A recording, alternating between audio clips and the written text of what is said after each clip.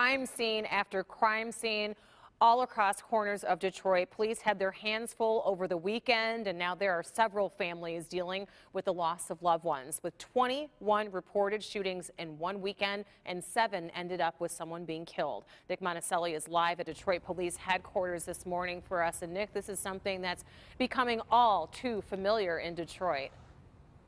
It is. In so many ways, it's such a sad situation. Yes, there are some gang involvements going on here. So many would argue that somebody shouldn't care. But at the end of the day, what you're dealing with now are innocent people who are either very close or sometimes getting caught in the crossfire.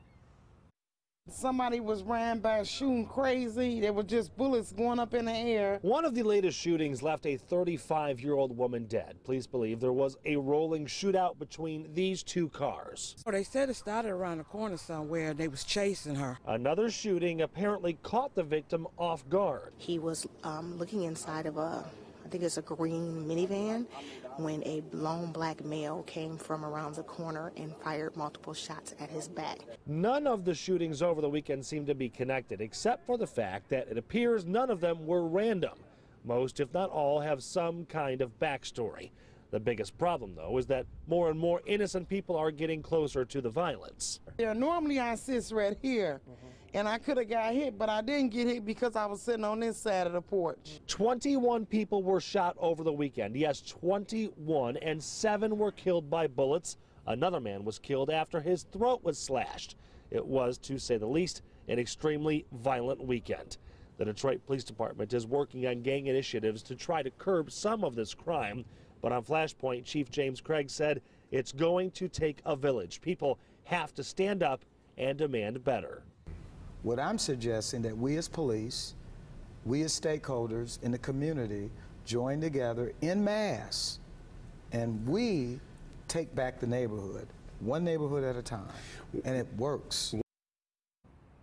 And there's proof of that. There is proof that when people stand up and demand action, things can happen. For instance, the Green Light Project at Detroit gas stations. Some gas station owners say they have seen a reduction in crime because criminals know that there are high-definition cameras pointed right at them. So there are many things to talk about. In fact, the police chief will be at a precinct opening later today, and I imagine that this will certainly be one of the things he needs to address. We are live here at DPD headquarters. Nick Monacelli, Local 4 News today. Yeah, definitely, Nick. One of the biggest problems, though, that police had was people being uncooperative, the whole no-snitch policy. Is that still a problem?